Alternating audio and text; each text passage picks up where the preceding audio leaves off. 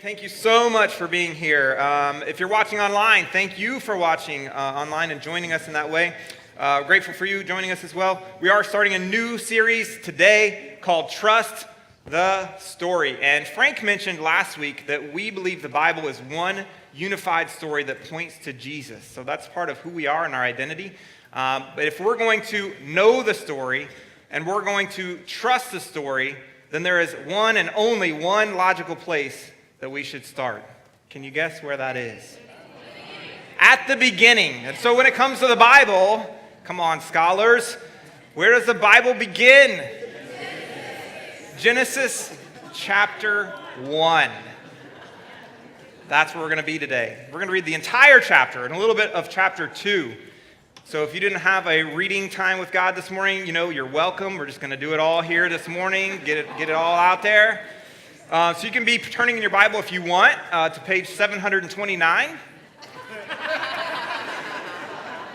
Just kidding, guys. It's page 1. It's literally page 1. Just making sure you're awake. Page 1, that's right. I can't even get my Bible to stay open to page 1 because, it's like too early in the Bible and it's all discombobulated weight-wise. Well, open page 1. You don't hear too many, let me phrase this in the first person. I don't hear too many messages on Genesis 1. I haven't heard any in a while. And perhaps there's a reason for that, and I may regret diving in this morning. Who knows? I was a little scared because I was like, man, with Genesis 1, there's just like so many ways to offend people with Genesis 1 because, you read Genesis 1 and you get all kinds of questions about like, well, where are the dinosaurs? They're nowhere in Genesis 1. And where's the part about DNA and quantum mechanics? And you can't find it anywhere. And it's just, it can be unsettling a little bit for some people. So there's just a lot of ways to go wrong. But, there is a little bit of a tie-in here with there's some good and bad with that. Okay, let me start there. There's some good because we're curious people and we want to make sense of things, and there's nothing wrong with that at all.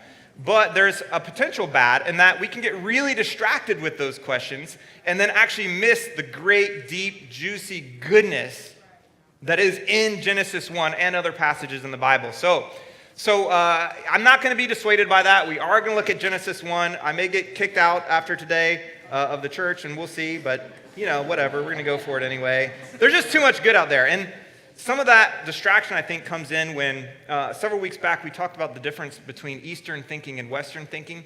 And if you don't know, you are, in all likelihood, 99% chance, a Westerner. Okay? And Westerners, I think it's in our wiring, but it's also reinforced to us through culture. The way we process things, and I'm generalizing and simplifying, of course, but is I am the center, and then, I hold something out here, and, and I, bless you, and I try to analyze it and ask questions and figure out, okay, do I believe that? But I'm kind of starting with me as the center. And so for me, I've actually been learning a lot from what I'm going to be sharing today and in future weeks. And to be honest, I've had this experience of feeling like, oh my goodness, I've read Genesis 1 so many times, and I feel like I am a know-nothing. Like I'm almost completely ignorant. I'm like a little baby just reading for the first time. And so I do want to be upfront that I have some, let me actually back up one step. When I said that we have questions like dinosaurs and DNA and all that stuff, I'm not dismissing that, by the way. I think that's very good things to think about. But what we do is we ask questions of the Bible that aren't really suggested or prompted by the text itself. They're just kind of in us. We come preloaded. And so when we read the text, we've got all these questions to fire away. Those are what we're going to call external questions. External questions because they're not really embedded or suggested by the Bible itself.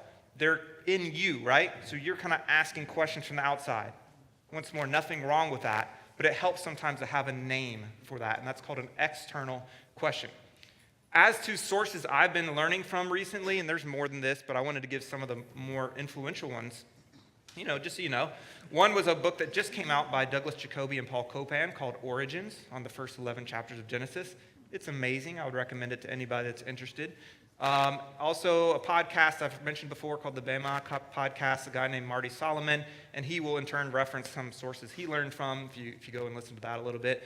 And then a third source is, this is actually a Jewish rabbi named David Foreman, who has dug very deeply into Genesis and has great videos and things on the content. So those are three of my primary sources, and you can go check any of them out if you want to. Today, I'm going to be borrowing quite liberally from the second one. In other lessons in the series, I'll borrow more from the other ones. But I am borrowing liberally from that, so I just wanted to put that out there and make it known. But we are going to approach Genesis a little bit differently, and we're going to try to approach it a little more like an Easterner, where we read the story, we read the text, and instead of coming preloaded with our questions and trying to layer them on top, we're going to try to make observations and ask questions that come from the text itself. They bubble up from the text itself. So that's a little different. It might feel foreign, and we're going to give that the label internal questions. Okay, internal means questions that are sort of raised, observations that are made from the text itself. Does that make sense, at least on a kind of superficial level? Okay, so that's what we're going to try to do, and it'll be fun. I think it'll be super informative, and I will tell you, this might sound a little academic, but let me kind of make my pitch to you here. I don't think it is. I think this is life-altering and life-giving material. We're talking about the gospel. And it's easy to get things mixed up, isn't it? It's easy to get things very mixed up. It's also just easy to get things a little bit mixed up. And so we want to learn and we want to use every tool that we can, because God has some amazing, and I mean amazing things in store for you in the text. Okay? All right, let's do that. All right, so little different approach today. Internal questions, yes. We're going to read all of Genesis 1. I'll read it. You can read along with visually if you want. If you prefer, you can actually not visually read it and just listen, because there's going to be some things that will come up, I think, quite clearly, even as you simply listen, some recurring themes, some phrases. So I want you to pay attention to those, whether you're visually reading or whether you're just listening along. It's totally good. Just to give you an example before we do that, several weeks ago we talked about, I mentioned as an example, the book of Matthew, and how in the book of Matthew, many scholars who read that, they see 5 big chunks of teaching in the book of Matthew from Jesus, and that, as a matter of fact, that is not coincidental, but it's really the author, in God's way, of saying that, hey, you know, this Moses guy who came with the 5 books of the law, the teaching from God, well, Jesus is doing the same thing, and Jesus is, in fact, the new Moses. And so what could look to us as just a coincidental arrangement of material is, in fact, a feature of the text that's helping make the points of the text and emphasize them. You with me on that? So we're going to look at some parallels here in Genesis 1. Once again, I'll read, you read along with, or listen. And we're going to read quite a bit, so stick with me. And there's lots of just great stuff here. So Genesis 1, verse 1. In the beginning, God created the heavens and the earth. Now the earth was formless and empty. Darkness was over the surface of the deep, and the Spirit of God was hovering over the waters. And God said, "Let there be light," and there was light. God saw the light was good, and he separated the light from darkness. God called the light day, and the darkness he called night. And there was evening, and there was morning the first day. And God said, "Let there be a vault between the waters to separate water from water." So God made the vault and separated the water under the vault from the water above it, and it was so. God called the vault sky, and there was evening, and there was morning the second day. And God said, "Let the water under the sky be gathered to one place, and let dry ground appear," and it was so. God called the dry ground land, and the gathered water he called seas, and God saw that it was good. Then God said, "Let the land produce vegetation, seed-bearing plants, and trees on the land that bear fruit with seed in it, according to their various kinds." And it was so. The land produced vegetation, plants bearing seed according to their kinds, and trees bearing fruit with seed in it according to their kinds. And God saw that it was good, and there was evening, and there was morning the third day. And God said, "Let there be lights in the vault of the sky to separate the day from the night, and let them serve as signs to mark sacred times and days and years, and let them be lights in the vault of the sky to give light on the earth." And it was so. God made 2 great lights, the greater light to govern the day, and the lesser light to govern the night. He also made the stars. God set them in the vault of the sky to give light on the earth, to govern the day and the night, and to separate light from darkness. And God saw it was good. And there was evening, and there was morning, the fourth day. And God said, let the water teem with living creatures, and let birds fly above the earth across the vault of the sky. So God created the great creatures of the sea, and every living thing with which the water teems and that moves about in it according to their kinds, and every winged bird according to its kind. And God saw that it was good. God blessed them and said, be fruitful and increase in number, and fill the water in the seas, and let the birds increase on the earth. And there was evening, and there was morning, the fifth day. And God said, let the land produce living creatures according to their kinds, the livestock, the creatures that move along the ground, and the wild animals, each according to its kind. And it was so. God made the wild animals according to their kinds, the livestock according to their kinds, and all the creatures that move along the ground according to their kinds. And God saw that it was good. Then God said, let us make mankind in our image, in our likeness, so that they may rule over the fish in the sea, and the birds in the sky, over the livestock and all the wild animals, and over all the creatures that move along the ground. So God created mankind in his own image. In the image of God he created them, male and female he created them. God blessed them and said to them, be fruitful and increase in number. Fill the earth and subdue it. Rule over the fish in the sea and the birds in the sky and over every living creature that moves on the ground. Then God said, I give you every seed-bearing plant on the face of the whole earth and every tree that has fruit with seed in it. They will be yours for food. And to all the beasts of the earth and all the birds in the sky and all the creatures that move along the ground, everything that has the breath of life in it, I give every green plant for food. And it was so. God saw all that he had made, and it was very good. And there was evening, and there was morning, the sixth day. Thus the heavens and the earth were completed in all their vast array. By the seventh day, God had finished the work he had been doing. So on the seventh day, he rested from all his work. Then God blessed the seventh day and made it holy, because on it he rested from all the work of creating that he had done. Okay, and we'll stop there. Did you hear any in there, any repetition, any rhythm, any phrases that kind of created a certain cadence to you? It's even easier when you just listen to it, right? Just real quick, does anybody have a phrase that you heard over and over? You can literally just shout it out. And it was so, I heard. All those are correct. Very good. But there was a lot of phrases, right, that you heard over and over and over. So what we want to do now is I'm just going to try to encapsulate some of that, right, and actually just talk through a little bit of what appears to be some of the structure of what we just read and what we just listened to. And then later, after we kind of lay a lot of that out, we're going to compile it a little bit mentally, and then we're going to pick a point and just see what bubbles up from there, okay? Doesn't make sense right now, but it probably will more and more as we get to talk it through. So I was so excited about what we're talking about today. I was like, man, my notes might get out of control. I'm going to fill this whole whiteboard, but I was like, I got to create some parameters for myself so I don't just go completely nuts.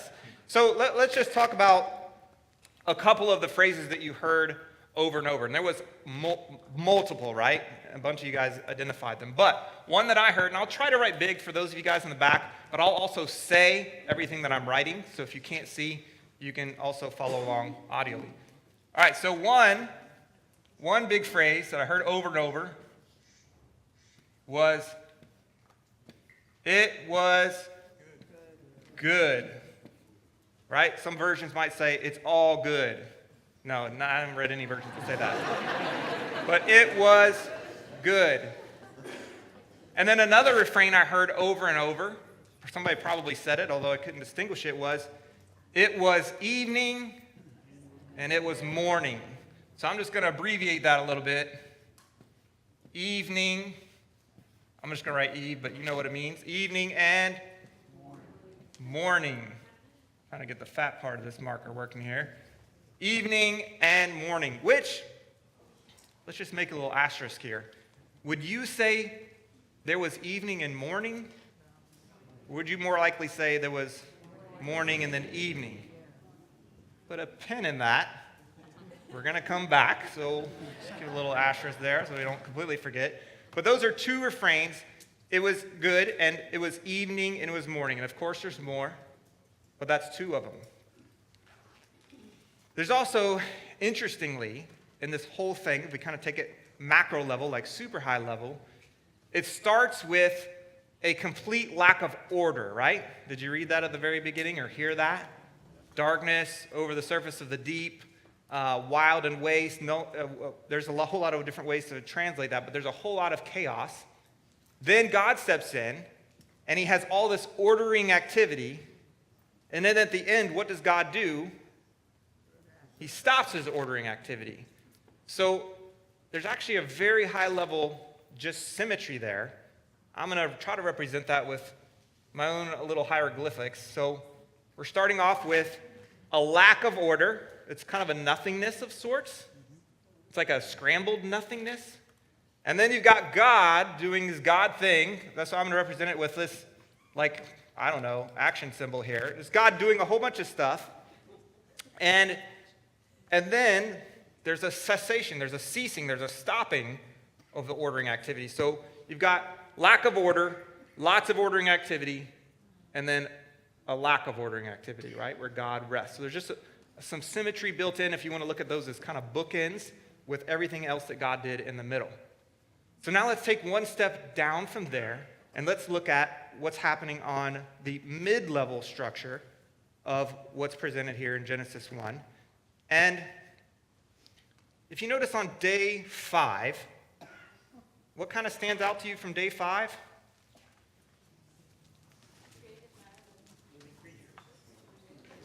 Yeah, what kind of creatures? Birds and fish. Birds and fish on day 5. And where do the birds and the fish hang out? They hang out in the places that God set up and separated on day 2. So sky and what's called waters below. You could say seas, but it's kind of interesting terminology. The waters below, right, or seas. So birds and fish, they kind of correlate with day 2. And then on day 6, you have people, right, humans and creatures. Humans and creatures. And where do they hang out? On dry land. What day is that? Day 3. So day 6, you've got these humans and creatures that hang out on dry land. You keep going, you got day 4. We've got, the greater light and the lesser light, a.k.a. sun and moon. Don't use the word sun and moon. That's interesting. Put a pin in that.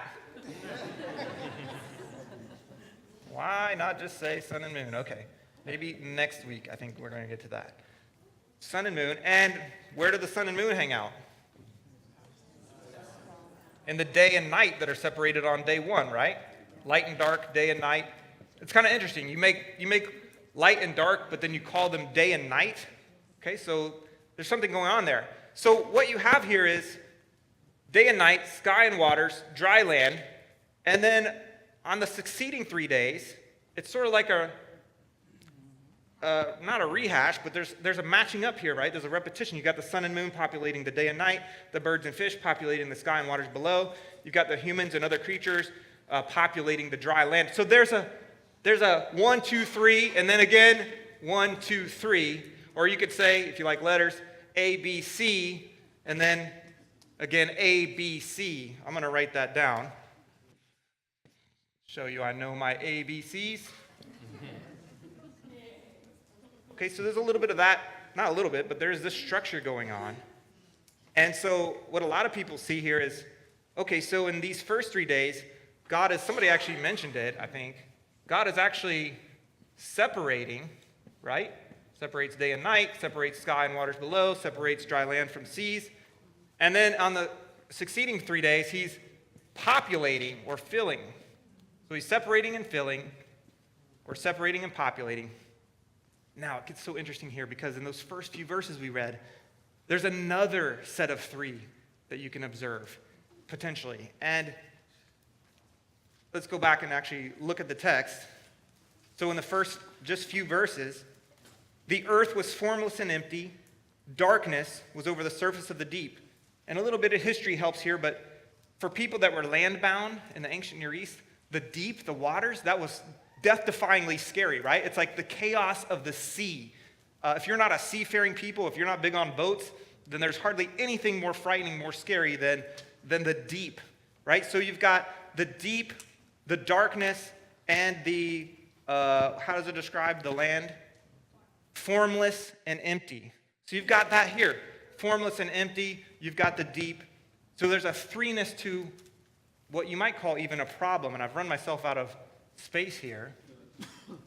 But you've got three problems in a sense, and God, just like we sang today, says, who bring the order out of chaos? Who bring the order out of chaos? God brought the order out of chaos. That's what's happening here. And if you look, you could even say there's a threeness in a sense to God himself acting in this passage. In the first few verses, in the beginning, God created. So there's God who's creating.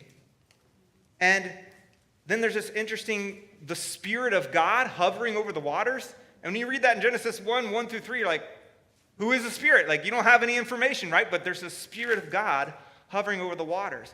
And then how does God bring the creation into creation? He speaks. And so there's God's word.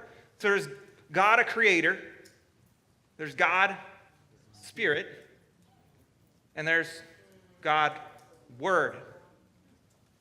There's a threeness there as well. So, I can't quite stop here. We're almost done. Thanks for sticking with me. We got a little bit more.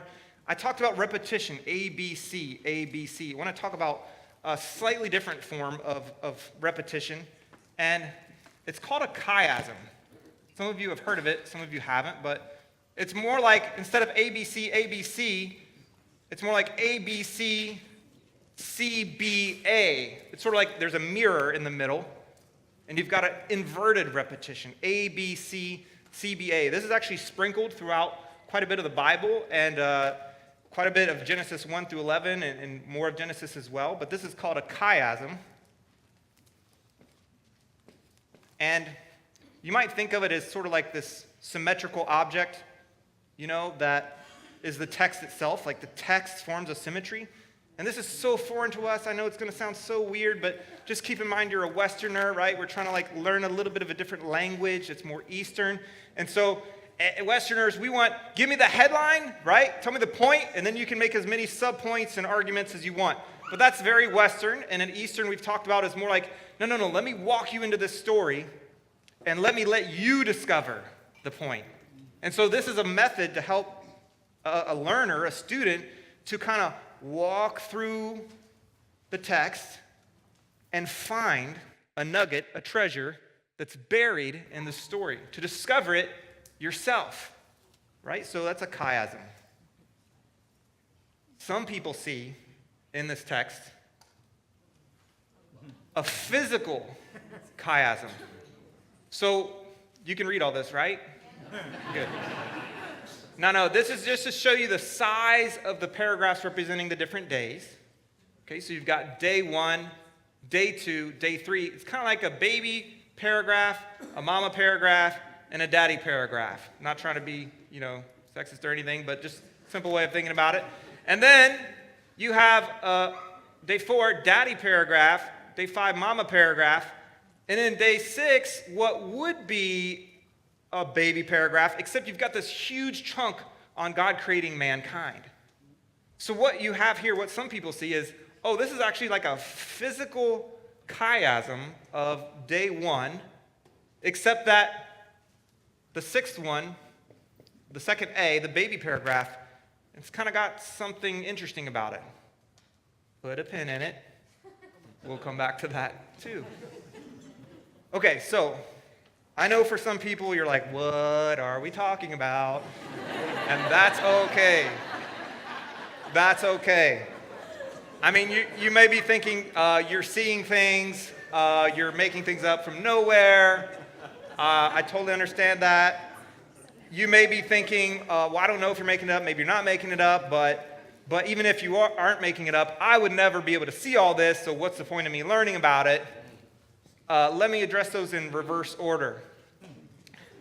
if you're thinking, oh, maybe that's true, but I would never see it, so what's the point? Listen, you've probably attempted this 0 times in your life. So this is a little bit for me like when my 6-year-old daughter's like, I can't do it. I'm like, you have tried 1 time, try it 100 times, and then tell me you can't do it, right? So it's okay if something's new and you're not trained and it's totally weird and foreign. Okay, it's okay. All right, so that's that. As for, are you seeing things? Well, let me just build the case a little more. We talked about how numbers can be very significant to an Easterner, right? They don't just imply quantity, although they do imply quantity. But they can be meaningful and significant in their own right. They can represent things and have a certain quality of their own. And we've talked about how there's some important threes going on here already. So there's a threeness to the Creator. We talked about that. There's a threeness to the problem of chaos before God started bringing order. There's 3 days of separating, right? Day 1, 2, 3. There's 3 days of filling, days 4, 5, 6. In this passage that we read, God blesses 3 times. And then this word bara, the Hebrew word for create, is in 3 places in the text. And on the 3rd place, it's repeated 3 times in rapid succession. So just saying, there's a whole lot of 3 going on in the text. We only read 34 verses. You realize that, right? This is only in 34 verses. Sevens. There's 7 days of creation. 7 is a special number for Easterners. 7 days of creation. You heard it was so 7 times, whether you realize it or not. And God saw 7 times. God names or blesses things 7 times. The word earth appears 21 or 7 times, 3 times. God loves math. And you heard God 35 times, 7 times 5. There's a whole lot of 7s going on. Verse 1 has exactly 7 words. Verse 2 has exactly 14, 7 times 2 words. Verse 7 has exactly 35, 7 times 5 words. And the 7th day, which is the last part we read, the first paragraph of chapter 2, is a 7th day is 7 times 5 words. So there's a whole lot of 7s going on in those 34 verses. A lot of 3s going on. A lot of 7s going on. How about 10? The word make, you heard it 10 times. According to their kind, 10 times. And God said 10 times. Specifically, 3 times in reference to people, 7 times in reference to creatures. Let there be 10 times. 3 times with respect to heavens, 7 times with respect to earth. So not only 3s, not only 7s, but also 10s, including some 10s that have 3-7 splits in 34 verses. Here is the full list of all of those things we just walked through. There's something going on there, right? In those, I think it's 34, because I keep saying that, those 34 verses. So, how would you feel about it? How would you think about it? How would you feel about it if I said we could draw out one major theme from all of these observations? One major theme from all of these internal questions. Would that make you more likely to see or think that this is actually features of the text? Would you be interested in what that theme is? We're going to take some time to unpack that. It's not going to be all today because it's so much that we can't handle it. I can't even handle it. And I've been thinking about this for a long time. But we're going to begin to pull the thread, okay? We're just going to begin to pull the thread today, and I think it'll be enough for us for today. And so where I want to start, I didn't even put it on the whiteboard. I totally forgot it. What's missing from my whiteboard? How about the 7th day? The 7th day is kind of the weirdo here, right? It doesn't fit in the 1, 2, 3, 4, 5, 6. And it's a weirdo, it's a protuberance, right, where God isn't doing his ordering activity thing. God is resting. I really didn't mean to leave it out, but the seventh day, God rested. So let's just camp there for a minute. Let's just start there. God rested. I know why I rest, right? I get tired, I run out of ideas, I just need to sleep. But why did God rest? Why did God rest? Did God get tired? Did he run out of ideas? Did he run out of energy? He was just like, I just need a nap. But God rested. It's just odd. So let's think about that a little more. There's actually a little bit of a clue, I think, in the text itself. Did you catch that? He rested from all his work, but it doesn't stop right there. It gives you a little bit of a hint. The text gives you a hint. What's going on? Because it says, then God blessed the seventh day and made it holy, because on it he rested from all the work of creating that he had done. So why does God rest? And I think that little sentence we just read is a hint, because it's a little bit of foreshadowing. He said he made this day holy, and how does that play out? That's like a forward-pointing arrow into the future of from where we just read. It's a forward-pointing arrow into the future, and when does that become significant? When does the seventh day being holy become significant? Is it not when the nation of Israel leaves Egypt and they gather at Mount Sinai, this fledgling nation, this nation that's just being born into existence, and God gives them the Torah, right, through Moses. He gives them the whole word of God, including the oral tradition, including this, what we're reading about now, the story of how God created the earth. He gives them this, and he gives them a law. It's kind of a lot of words, but there's actually a subset of it that's very succinct. It's very famous, right? It's like a thumbnail sketch of the whole law. Do you know what I'm talking about? The Ten Commandments is right in the middle of that.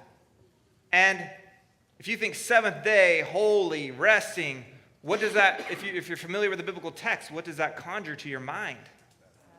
The Sabbath. Now, I've been thinking about the Sabbath a lot lately, and it's always struck me as very interesting. Like, you've got these commandments, and a lot of them I think all of us would line up behind, even if you're not a God follower, even if you don't believe in God. You'd be like, don't lie, don't cheat, don't murder, don't steal, don't commit adultery. Like, we can all kind of line up behind those pretty easily, right? There's obvious reasons why you want those in your country's moral and legal code. But then you have, don't steal, don't lie, don't commit adultery, don't murder, and you better rest on the seventh day. Okay. Is it really important? Yes, it's very important. It's in the Ten Commandments. Okay, so I know some of you are getting really nervous right now. My goal is not to make you feel bad that you haven't done a Sabbath or to say that we're all obligated to do the Sabbath. But we're not going there, so you can just like put that fear aside. But we're going to keep digging, okay, because there's something here. There is something here. I even looked at the Ten Commandments. I'm like, this is super interesting. So here's the Ten Commandments. Again, I know you can't read it, but I put in yellow just the text that has to do with Commandment 4, the Sabbath. And it's like a third of the whole Ten Commandments. You can tell I'm a math nerd, right? But it's a big chunk. Some of the commandments are like 4 words. This is like 100 words. Well, that's interesting. How can the command to rest once a week be that important? It's just interesting. I don't want to freak anyone out here, but the Sabbath could be backed up with the full force of the law, including up into the death penalty. So, again, I'm not trying to weird you out, but just, I'm showing you the amount of weight that was on this. And they had discretion, and they could not kill someone for violating the Sabbath, but it was possible. Like, it was possible. And you think, I was thinking, like, why is that? And I don't know the answer, but I think if we all try to get together and say, hey, look, and I'm not suggesting this, so again, that's not where we're going, but just imagine we try to say, everybody rest. One day of the week, don't work, don't try to make money, don't go get anything for yourself, don't do anything productive, and we tried to do that. Can you imagine how hard it would be? Can you imagine? And then somebody goes out and they start gathering, and nobody else is, so they can get all of it, right? Or there's one person that's tempted to go sell on the day that nobody else is selling. Can you imagine how much more pressure that would put on you? Like, I'm not doing the Sabbath thing. I'm going to go out and get what I need. But it had even the weight of the death penalty, potentially, behind it. And so why? Again, we're just like trying to uncover a little bit of a mystery here. It's so interesting. It's so weird in a sense. And let's actually read the part of the text that has to do with the Sabbath. There's something very good in here, okay? We are going somewhere, I promise, so please stick with me. Remember the Sabbath day, God says in the Ten Commandments, by keeping it holy, 6 days you shall labor and do all your work, but the seventh day is a Sabbath to the Lord your God. On it you shall not do any work, neither you, nor your son or daughter, nor your male or female servant, nor your animals, nor any foreigner residing in your towns. For in 6 days the Lord made the heavens and the earth, the sea, and all that is in them. Remember just reading about that? But he rested on the seventh day. Therefore, the Lord blessed the Sabbath day and made it holy. So in Genesis 1, you heard that, and it was pointing forward, and now you're hearing it, and it's pointing backwards, and those two meet exactly in the middle. They're a dead match, right? Who was the Sabbath for? Who did you read in that passage that we just read together? Who did it apply to? Everybody. Right? You, your spouse, your children, your servants if you have servants, your animals. Here's something mind-blowing. In one sense, God applied it even to the land. He said, you better let my land have Sabbath rest. It's actually a major theme. I just discovered this in the last several months. It's a theme in the entire Old Testament. Wow. My people need to rest. So why? Why is that so important? Well, first of all, let me just say this. I love God for wanting us to rest. Can I just say that? Thank you. That's sincere and from the heart. I love God for wanting us to rest. And he does want us to rest, and he wants everybody to be able to rest. And also, I think there's something tied to that and with that, and in a sense deeper than that. Why does he want us to rest? Why is he so insistent? If you think about this country, this fledgling nation of Israel that's coming out of Egypt, what's the situation that they're coming from? They've been in Egypt doing what? Slaves. Do you know what they were physically doing during that time? Making bricks. The worst nightmare for an Israeli slave, a Hebrew slave, was we're going to take away your ingredients, but we're going to keep your brick quota the same, and you better produce. You better produce because your only worth is in what you produce. That's what you are. You're a producing machine. Nothing more and nothing less. And it is all on you. And you better never stop producing. But Genesis 1 says, God created everything. And it was good. And it was good. And he created you. And he said, it was very good. And he is the one who created and is now sustaining, providing for, delivering for you. And so, Hebrew people, I need you to do something for me. Regularly, I need you to stop and rest. Because you are not a producing machine. And it is not all on you.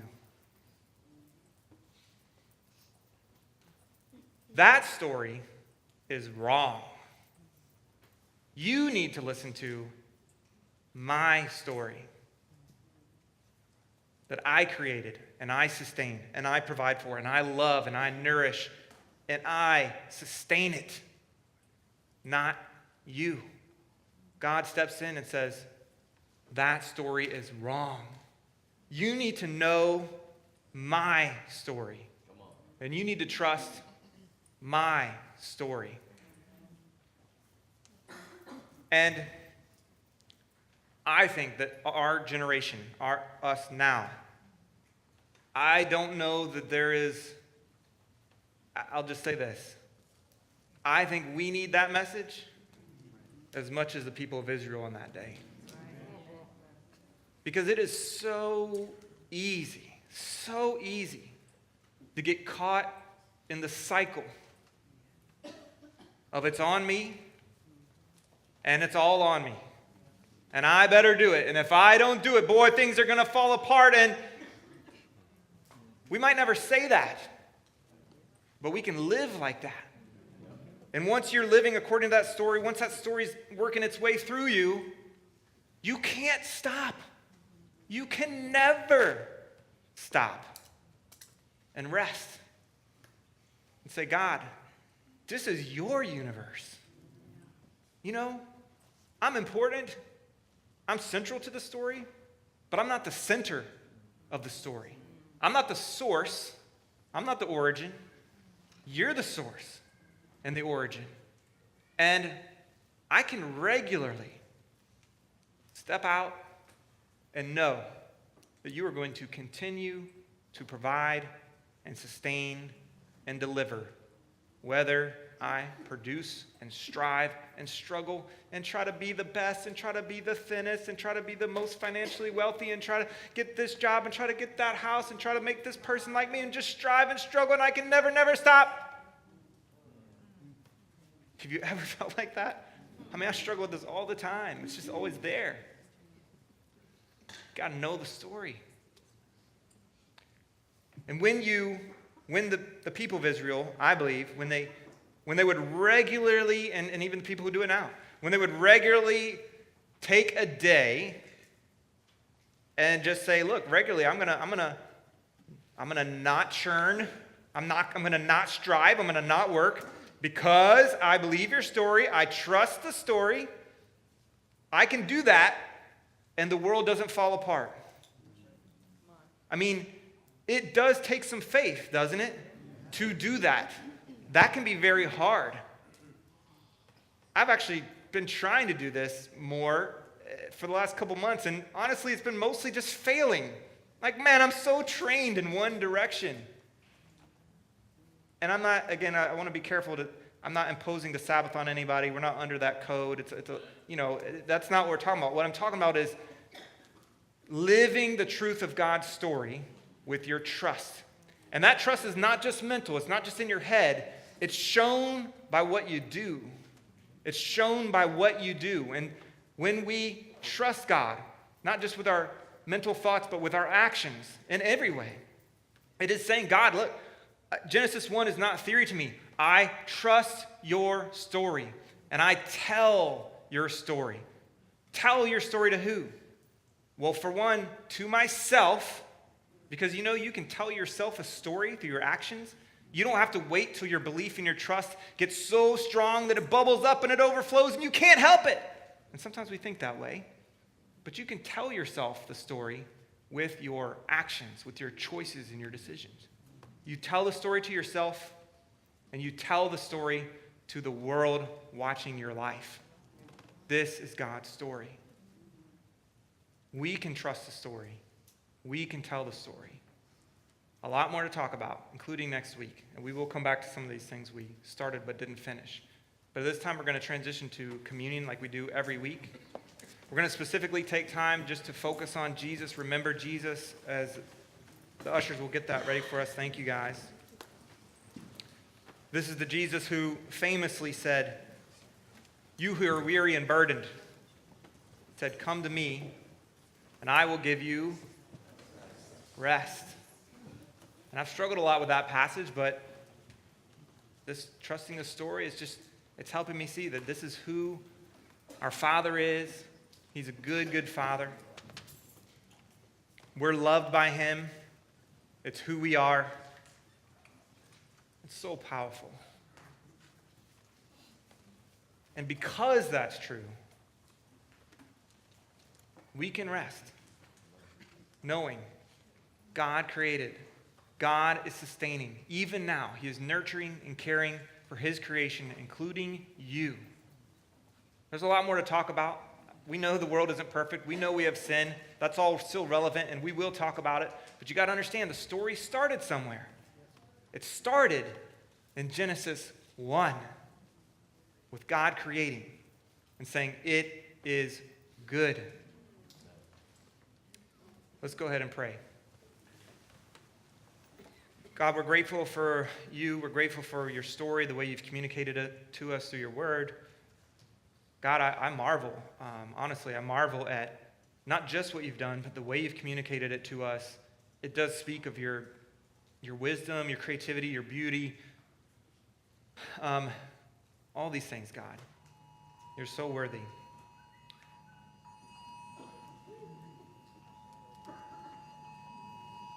We pray for even whatever this alert is right now, God. We know all things are in your hands.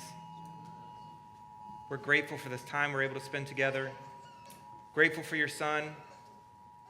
I pray we can reflect on the things we talked about today, and as Anya talked about this morning, just give you the glory that you richly, richly deserve. Help us to know your story, to trust your story, and to tell your story, not just with our mouths, but with our actions as well. We thank you and pray in Jesus' name. Amen.